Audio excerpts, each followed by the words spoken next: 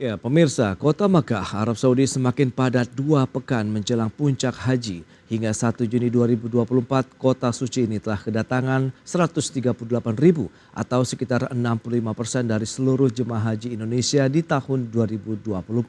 Petugas penyelenggara ibadah haji Arab Saudi menghimbau jemaah untuk menjaga ritme ibadah sebelum puncak haji. Hal tersebut bertujuan untuk menjaga kesehatan dan keselamatan jemaah haji. Kota Mekah, Arab Saudi semakin padat 2 pekan jelang puncak haji. Hingga 1 Juni 2024, kota suci ini telah kedatangan 138.000 atau sekitar 65% dari seluruh jemaah haji Indonesia tahun 2024. Kepala Daerah Kerja atau Daker Mekah Khalil Rahman mengatakan, jumlah tersebut bertambah lagi karena pada tanggal 2 Juni 2024, juga ada 19 kloter atau sekitar 7.425 jamaah datang dari Indonesia. Kemudian jamaah yang sudah datang dari Madinah menuju Mekah, ada 12 kloter atau sebanyak 4.743 jemaah akan tiba di Mekah. Petugas penyelenggara ibadah haji atau PPH Arab Saudi mengimbau jemaah untuk menjaga ritme ibadah sebelum puncak haji. Hal tersebut bertujuan untuk menjaga kesehatan dan keselamatan jamaah haji. Liputan IDX Jenuh. Ya, pemirsa, untuk membahas tema menarik kita hari ini, menjelang puncak ibadah haji, kita sudah tersambung melalui Zoom bersama dengan Bapak Farid Aljawi. Beliau adalah Sekretaris Jenderal DPP, Asosiasi Muslim Penyelenggara Haji dan Umroh Indonesia Ampuri. Halo, selamat pagi. Assalamualaikum, Pak Farid. Selamat pagi Mas Pras, salam sehat. Salam sehat juga, terima kasih atas waktu yang disempatkan. Ini kita akan membahas terkait dengan bagaimana persiapan menjelang puncak ibadah haji Indonesia, begitu ya, khususnya dari calon jemaah haji Indonesia begitu di Tanah Suci ya. Bagaimana update-nya? Silakan ini, Pak Farid. Terima kasih Mas Pras. Ya, kita perlu apresiasi tahun ini, memang kuotanya luar biasa. Oke. Ada penambahan sekitar 20.000 kuota dan persiapan di tanah air, keberangkatan sudah mencapai sekitar 80%. Kemungkinan mulai tanggal 4 hingga 10 dan 11 itu adalah keberangkatan terakhir dan semuanya fokus ke kota Mekah. Untuk keberangkatan tanggal 5 masih harus berangkat ke Madinah dulu karena memang yang mereka mengambil program Madinah. Setelah itu pada tanggal 4 Dzulhijjah berkisar pada tanggal 11 Juni jamaah haji semua harus masuk ke Mekah. Ya, persiapan insya Allah sudah matang karena kita sekarang bisa melalui online ya, terkait dengan administrasi kartu Smart Card ya, juga sudah bisa diambil di sistem bagi mereka yang memiliki visa haji. Demikian Mas Pras. Baik, nah kalau kita bicara mengenai dari kesiapan jemaah hajinya sendiri, bagaimana begitu untuk memasuki puncak ibadah haji tahun ini? Semua jamaah haji yang tahun ini sudah berada di Mekah, di Madinah maupun di Jakarta tentu semua sudah melalui verifikasi baik secara administrasi maupun kesehatan. Nah, secara kesehatan tentu kita ketahui bahwasanya tahun ini hajinya panas, kemungkinan bisa mencapai 48 derajat Celcius. Maka disarankan kepada para jamaah untuk ya tetap minum walaupun tidak haus. Ya. Jadi minum walaupun tidak haus. Karena apa? Ya karena panasnya tinggi dan saya juga mendapatkan laporan ya beberapa kegiatan-kegiatan yang sekiranya memang tidak penting ya tidak usah, ya fokus saja untuk pelaksanaan ibadah menjelang wukuf nanti pada tanggal 9 Dzulhijjah. Oke. Tapi para calon jemaah haji Indonesia pun sudah mengetahui kondisi di sana, persiapan-persiapan yang sudah dilakukan apa saja begitu dari mungkin Ampuri sendiri dan juga pemerintah begitu. Ya, Ampuri maupun pemerintah kita standby tenaga kesehatan. Bahkan Ampuri saat ini menyiapkan 2 ambulan khusus di luar yang disiapkan oleh pemerintah. Baik. Nah, ambulan khusus ini kita memang beli untuk kita manfaatkan kepada anggota ya secara maksimal, baik sebelum pelaksanaan ibadah haji atau saat nanti pelaksanaan ibadah haji. Nah, di luar yang mereka safari wukuf yang memang sudah tentukan oleh pemerintah, sudah tidak bisa lagi mereka normal sehingga mereka harus menggunakan mobil untuk safari wukuf begitu. Baik. Nah, lantas bagaimana persiapan untuk menangani jemaah haji lansia Indonesia begitu dan juga disabilitas pada puncak ibadah haji? Sejauh mana persiapannya dan apa saja sih yang perlu dijaga begitu bagi mereka teman-teman disabilitas dan juga lansia ini khususnya begitu untuk calon jemaah haji? Haji kan ibadah fisik, Ya. Pras ya. Jadi perlu diketahui bahwasannya pemerintah sudah mencanangkan haji ramah lansia. Hmm, Nah, dengan haji ramah lansia ini ya kita memang perlu penanganan khusus dan pendampingan. oke. Maka ya disiapkan untuk jamaah haji yang lansia, Hmm, ya mereka yang melaksanakan kegiatan-kegiatan ibadah wajib. hmm, Seperti ketika mereka datang, tawaf dulu, tawaf selamat datang, setelah ya. itu mereka istirahat. Ya, untuk yang sunnah-sunnah itu memang tidak diprioritaskan sehingga nanti saat pelaksanaan pada tanggal 8 mereka taruhiyah itu Hmm, didampingi khusus. Ya, memang sudah oke. ada pendamping yang memang sudah disiapkan dari awal, mungkin dari keluarganya untuk mendampingi yang lansia sehingga yang lansia-lansia ini memang sudah tertangani dengan baik.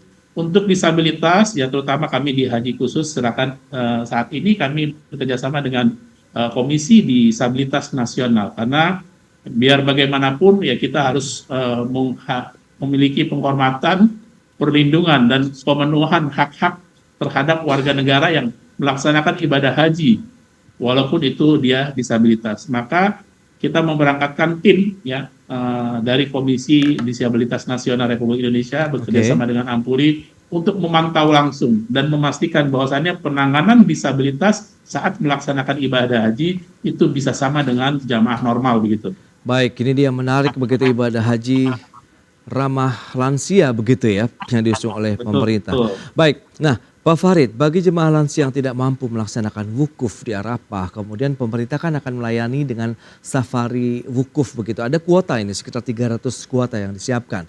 Nah, lantas bisa dijelaskan tidak sih terkait dengan skema ini? Apakah ada biaya tambahan di sana begitu Pak Farid? Ya, terkait dengan wukuf, Ya, safari wukuf yang memang kuotanya ada 300 dari hmm, pemerintah, ini tidak ada tambahan biaya apapun, oke. baik itu di haji khusus maupun di haji reguler. Hmm, Kalau haji khusus yang mereka sudah melalui tahapan kesehatan dinyatakan mampu, hmm, ya tentu kalau memang kesehatannya berkurang akan melalui pendampingan. Tapi mereka yang dinyatakan tidak mampu, mereka safari wukuf, itu nanti kita akan melapor kepada pemerintah dan kami pun ya menyiapkan kendaraan khusus untuk mengangkut jamaah haji dengan menggunakan 2 ambulan ya untuk safari wukuf di luar yang pemerintah punya gitu. baik, dari sisi jumlah sebenarnya Pak Farid berapa sih banyaknya sekarang kalau memang ada penambahan kuota baik yang reguler maupun yang khusus begitu untuk ibadah haji tahun ini? Hmm, Penambahan kuota tahun ini untuk yang reguler sekitar 10.000, haji khusus 10.000.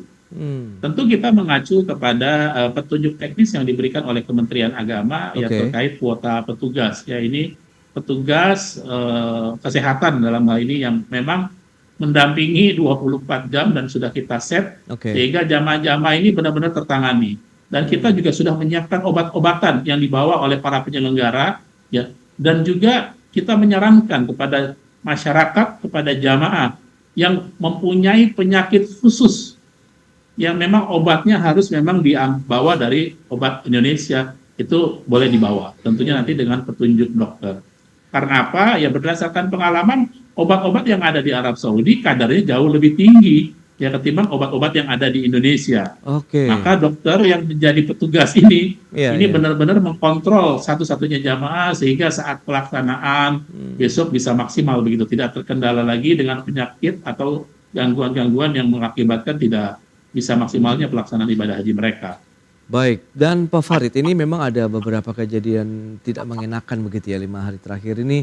Ada 3 kali penangkapan jemaah Indonesia karena tidak menggunakan tasrih atau surat izin resmi begitu. Ada 24 orang begitu kabarnya ditangkap juga di Madinah pada 30 Mei. Kemudian 2 orang ditahan, 22 orang sudah kembali ke Indonesia. Kemudian di 28 Mei KJRI juga mendapatkan kabar 19 WNI kembali ditangkap di Madinah namun berhasil dibebaskan karena tidak ada tanda-tanda akan berhaji. Kemudian 1 Juni, aparat keamanan kembali mengamankan 37 WNI yang diduga akan berhaji tanpa tasrih resmi. 3 dari WNI ini sudah dibawa ke kejaksaan, sementara sisanya masih ditahan aparat keamanan Arab Saudi. Nah ini seperti apa sih, mungkin bisa disampaikan begitu kejadian yang sebenarnya di lapangan begitu ya, Pak Farid? Ini Iya, menjadi isu hangat iya. ya akhir-akhir ini ya. Karena apa? Pelaksanaan umroh belum selesai, Mm-mm. tapi jamaah haji sudah masuk. Karena Oke, sesuai dengan ketentuan pemerintah, jamaah umroh yang menggunakan visa umroh terakhir pulang dari Arab Saudi pada tanggal 4 Juni saat ini. oke, Sedangkan jamaah haji sudah masuk sejak awal Juni, sejak pertengahan Mei. oke. Nah, karena itu schedule-nya dari pemerintah, ya sehingga kita tidak bisa memfilter mana yang kategorinya visa umroh, mana yang kategorinya visa haji. Hmm. Belum lagi ya info-info sekarang ini ya ada yang menggunakan visa ya selain visa haji untuk mereka melaksanakan ibadah haji. Hmm. Jadi visa itu memang diterbitkan oleh pemerintah Arab Saudi berbagai jenis ya. Oke, Dari visa ziarah ya. Ziarah itu kunjungan, ada yang kunjungan keluarga, ada yang kunjungan bisnis, ada yang kunjungan turis. Semuanya boleh masuk Arab Saudi. Hanya saja apakah visa itu diperbolehkan untuk melaksanakan ibadah haji? Nah, hal-hal yang terjadi di Arab Saudi itu dalam rangka memfilter ya orang-orang semua yang akan melaksanakan ibadah haji dipastikan bisa haji, sehingga ada yang ketangkap kenyataannya mereka tidak menggunakan visa haji dengan visa ziarah, ada yang mereka ternyata dengan visa umroh oke. tapi seolah-olah dia bikinkan visa haji, dia bikinkan gelang palsu. Nah ini kan kategorinya juga sudah pemalsuan. Nah, Hmm. hal-hal yang terjadi ini memang dalam rangka pemerintah Saudi juga memfilter ya yang dan memastikan orang-orang yang melaksanakan ibadah haji harus menggunakan visa haji dan harus bertasri. Oke. Karena Nah, kapasitas Arafah Mina ini sudah diperhitungkan kapasitas cuma hanya segitu saja oke, begitu. oke. Nah, Pak Farid, lantas letak kesalahannya di mana begitu? Apakah memang oknum begitu memanfaatkan untuk bisa pergi haji kah? Atau memang mereka tidak mengetahui secara detail aturannya? Tapi tahan dulu jawabannya, kita bahas nanti di segmen berikutnya ya Pak Farid. Kita akan jeda dulu sebentar. Dan pemirsa pastikan Anda masih bersama kami.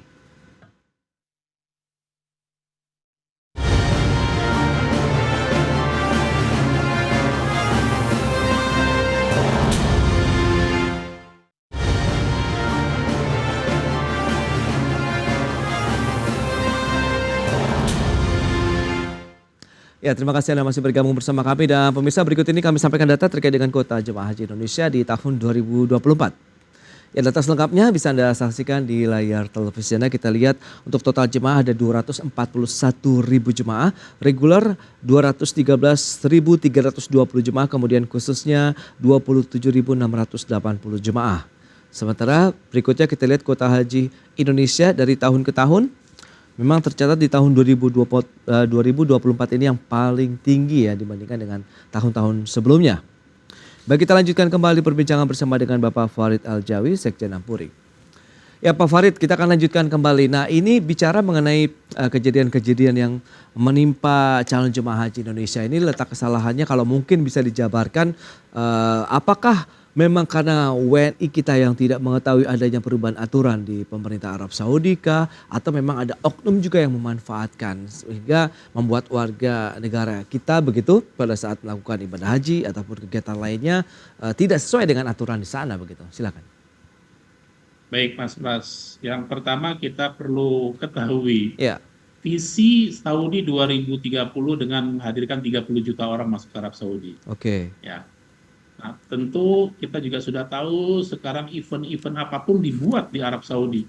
Baik itu konser musik, ya kan, Hmm, pameran, event-event yang skalanya dunia dibuat di Arab Saudi. Nah, Saudi membuka peluang baik secara online, oke. ya kan, melalui lembaga-lembaga untuk menerbitkan visa yang Hmm, namanya visa kunjungan atau biasa disebut juga dengan visa ziarah. ya, Nah, visa kunjungan ini boleh masuk ke negara Saudi, tentunya di kota Jeddah, kota Riyadh, kota Damam, dan lain-lainnya. Ya. Nah, banyak oknum yang memanfaatkan visa ini ya untuk mereka bisa masuk ke kota Mekah karena sudah di Arab Saudi. Nah, visa ini tidak ada yang palsu dan visa ini tidak ada yang salah. Ya, visa ini hanya bisa kunjungan, tapi tidak diperuntukkan untuk haji. Nah, Oke. jika mereka mau menggunakan visa ini untuk haji, ada proses lagi yang mereka harus masuk ke kota Mekah. Nah, begitu mereka masuk kota Mekah, mereka harus menjalani semua pemeriksaan-pemeriksaan, ya, melalui apa namanya taptis-taptis. Dan ketika mereka lulus masuk Mekah, mereka ada proses lagi untuk bisa masuk ke Arafah, ya, ke Ar-Musnam, baik nanti Arafah, Mina, Musdalifah. Nah, itu ring yang memang untuk disediakan untuk melaksanakan ibadah haji, dan jumlahnya juga terbatas, ya. Berdasarkan yang data kami terima bahwasannya visa ziarah dari Indonesia yang sudah terbit dari sekian bulan lalu berjumlah 38.700 visa, Hmm. ya. Ini angka yang luar biasa yang semuanya nanti kemungkinan akan masuk ke kota Mekah. Oke. Nah, sekarang salahnya di mana, ya? Kita tidak bisa mencegah kebijakan pemerintah Arab Saudi, ya, apapun itu, ya, terkait dengan orang yang akan masuk ke negaranya. Namun kita yang harus bisa mengedukasi masyarakat, kita harus bisa membatasi dan membuat sistem yang sinkron antara kementerian, ya, baik itu Kementerian Agama, Kementerian Hukum dan HAM Imigrasi, Kementerian Luar Negeri terkait dengan pelindungan warga negara di luar negeri, Oke. Kementerian Perhubungan yang kaitannya dengan pesawat, ya kan, dan beberapa instansi lain yang kaitannya semua orang bisa melaksanakan ibadah umroh atau maupun ibadah haji. Nah, ini perlu sinkron sehingga tidak ada masyarakat yang menjadi korban atau masyarakat yang mengambil peluang dari kebijakan tersebut. Ya. Kalau ini kita bisa kompak, ya insya Allah tentu masyarakat ya bisa terlindungi. Oke. Nanti pun akan ada kejadian-kejadian yang terlantar, kejadian-kejadian mereka tidak bisa pulang karena uangnya habis. Ya, karena ini memang sekarang dalam rangka tata kelola seiring dengan digitalisasi begitu, Mas Pras. Baik, baik. Tapi dari masyarakat sendiri yang masih tertipu dengan oknum-oknum penyelenggaraan ibadah haji pun masih ada. Lantas bagaimana posisi dan peran Ampuri untuk bisa meminimalisasi kejadian itu? Karena kan yang dirugikan masyarakat juga nih yang akan melakukan Ya, ibadah haji baik yang baik. tadi furoda, khusus dan lainnya Ya. begitu. Nah, kita mengacu pada Undang-Undang Nomor 8 Tahun 2019 Ya. bahwasannya yang bisa melaksanakan ibadah haji adalah yang menggunakan visa haji. Satu adalah jamaah haji reguler yang melalui pemerintah, Oke. ya. Yang kedua adalah jamaah haji khusus yang melalui anggota kami Ampuri, ya, yang berjumlah sekitar 250 perusahaan. Tiga adalah haji mujamalah atau haji furoda, ya. Haji furoda itu kuotanya didapatkan dari Arab Saudi, ya kan. Haji mujamalah dari kedutaan kepada mitra-mitranya yang ada di negaranya di seluruh dunia tentunya. Nah, jika selain dengan visa haji mereka ke Arab Saudi saat musim haji itu boleh-boleh aja, tapi belum tentu bisa masuk ke kota, belum bisa tentu masuk ke Arafah. Seandainya mereka bisa masuk ke Arafah, mereka pun harus membeli tasrik untuk haji. Nah, Oke. tasrik untuk haji ini sekarang banyak dijual dan itu banyak yang palsu. Itu Ini dia. permasalahannya. Oke. Dia mengklaim bahwasannya dia punya tasrik. Nah, pemerintah Arab Saudi Oke. setiap mereka random ya merazia ini. Nah, masyarakat ini tidak teredukasi dengan baik. Itu yang pertama. Yang kedua, masalah harga. Kita bisa tahu range kalau mereka mau ibadah haji, mereka dapat porsi haji itu pasti haji yang reguler atau haji khusus. Kalau mereka tidak mendapatkan porsi haji tapi harganya mirip ya dengan haji reguler tapi di bawahnya haji khusus, Oke. range-nya antara sekitar 150 juta sampai 200, itu dipastikan, ya bukan dipastikan, ditanyakan lagi ke penyelenggaranya. Ini menggunakan visa apa? Visa ziarah kah? Visa umrah kah? Ya. Seandainya jamaahnya setuju, yaitu memang resikonya antara jamaah dengan penyelenggara. Oke. Gitu. Kita Oke. tidak bisa melarang, Bu, ini nggak boleh, ini segala macam. Iya, Bisa iya. juga. Karena memang visanya itu diterbitkan dan visanya itu asli. Gitu. Tapi Baik. bukan peruntukannya untuk haji. Di situ pun ditulis. Satu lagi Mas Pras, yang kadang-kadang masyarakat tidak paham.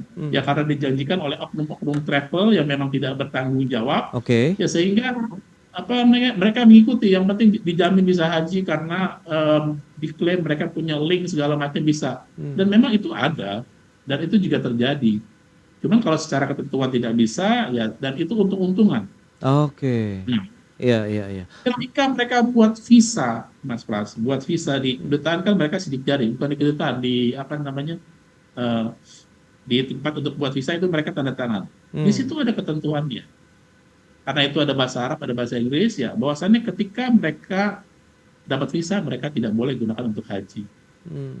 Ketika mereka gunakan untuk haji, ya kan, mereka kena sidik jari, maka mereka denda 10.000 real. Oke, wow, oke. Ya. Ketika mereka kenanya di Arafah atau di Mina, kena 50.000 real. Dan sudah dipastikan ketika mereka pulang ke Indonesia, mereka 10 tahun tidak bisa masuk ke Arab Saudi. Oh, Hal ini oke. memang tidak dijelaskan Iya. resiko-resikonya. Nah, itu dia. Berarti memang perlu ada edukasi lagi kepada masyarakat. Kemudian masyarakatnya pun juga harus aktif ya menanyakan kepada entah itu travel agentnya yang memang menjanjikan tadi untuk bisa melakukan perjalanan ibadah haji begitu. Baik, ternyata memang masih banyak tantangan dan lagi-lagi yang perlu ada edukasi literasi yang lebih masif lagi ya terkait dengan penyelenggaraan ibadah haji kepada seluruh masyarakat di tanah air. Baik, Pak Farid, terima kasih banyak Pak. Sukses, Terima kasih, semoga Pak juga Fuad. untuk penyelenggaraan ibadah haji pada tahun 2024 ini. Selamat melanjutkan aktivitas Anda, salam sehat Pak. Ya. Assalamualaikum. Waalaikumsalam warahmatullahi wabarakatuh. Baik pemirsa, 1 jam sudah saya menemani Anda dalam market review dan perbaharui terus informasi Anda hanya di IDX Channel, your trustworthy and comprehensive investment reference. Karena urusan masa depan harus terdepan. Aku, investor saham. Sampai jumpa.